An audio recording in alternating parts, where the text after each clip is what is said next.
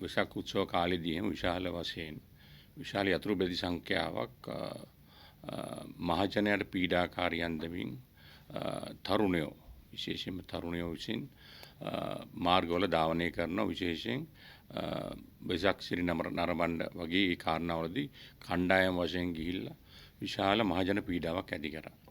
ඒක නිසා අපිට විශාල පැමිණිලි රාශියක් ලැබුණා ආගමික පූජකවරුන්ගෙන් ස්වාමින් වහන්සේලාගෙන් සහ ඒ පන්සල්වල ඒ ආදි වශයෙන් ඒ සහ ආගමික ස්ථානවල වත් පිළිවෙත් කරන ජනතාවගෙන් ලැබුණා මේ ශබ්දය නිසා සම්මා සතිය පිටවගෙනවත් අඩු ගානේ මේ ආගමික කටයුතු කරන්න බෑ කියලා. ඉතින් අත් වශයෙන් මේක ව්‍යාසනයක් බඩපත් වෙලා තියෙන්නේ.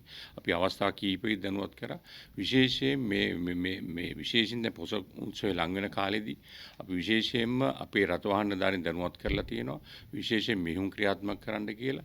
අධික ශබ්දයේ සහිත සයිලන්සර් සහිත යතුරුපැදි මේ විශේෂයෙන් තරුණයෝ ඒවා භාවිතා කරන්න බලාපොරොත්තු වෙනවා නම් සහ මාර්ගවල යනවා නම් සහ කණ්ඩායම් වශයෙන් යනවා නම් අපි විශේෂයෙන්ම රථවාහන දාරින් මාර්ගයෙන් ඒ යතුරුපැදි බාරයට ගන්නවා සහ ඒ යතුරුපැදි වල යන අපි මෝටර වාහන පනත යටතේ සියලු වල සංඥා වැඩි අතරංගොඩ ගන්නවා සමහරවිට අපිට බොහෝ දුරට මද්ද්‍රව්‍ය පරීක්ෂණ වල ඉදිරිපත් කරන්න වෙයි ඊට අමතරව ඒ වාහනේ පොලිස් බාට රඳවාගෙන මෝටර වාහන පරීක්ෂකගේ වාර්තාවක් සමග අපි අධිකරණයට ඉදිරිපත් කරන්න බලාපොරොත්තු වෙනවා අධිකරණයට ඉදිරිපත් කරලා ඒ දඩේ 50000 75000 අතර දඩයක් වශයෙන් අධිකරණයට දඬුවම් ලබා දෙන්න පුළුවන් සහ ඊට අමතරව මෝටර වාහන පරීක්ෂක මගින් ඒ වාහන නිසා තහනම් නියෝග නිකුත් කරන්න බලාපොරොත්තු වෙන එක නිසා විශේෂයෙන්ම අපි තරුණයන්ට කියන්නේ වාහන එවැනි මොඩිෆිකේෂන් කරලා තියෙනවා නම් ඒවා වහාම නැවත යථාර්ථයටපත් කරන්න.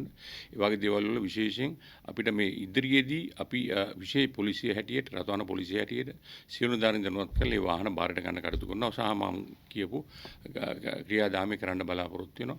විශේෂයෙන්ම මේ වාහන වෙනස් කරන ගරාජ් හිමියෝ ඉන්නවනම් සහ වෙනත් පුද්ගලයෝ ඉන්නවනම් අපි ඒ සම්බන්ධයෙන් විමර්ශන කරලා ඒවට අනුබල දීම ආධාර අනුබල දීම යටතේත් නීති ක්‍රියාත්මක කරන්න බලාපොරොත්තු වෙනවා. ඒක නිසා ඒක විශේෂ කාරණාවක් හැටියට කියන්න කැමතියි. ඊළඟට තවත් අපි දැක්ක තමයි පොසොන් උත්සව කාලෙදී පොලිස් පොතම විශේෂයෙන් සියලුම උසස් නිලධාරීන් සහ ස්ථානාධිපතිවරුන් දැනුවත් කරලා තියෙනවා RTM පණ්ඩයක් වගේ විශේෂයෙන් දැන් දන්සැල් වගේ දේවල් පහන් කූඩු වගේ දේවල් තොරණ වගේ දේවල් ඒවා අනිවාර්යයෙන්ම අපේ ඒවා පැවැත්විය යුතුයි. නමුත් ඒවා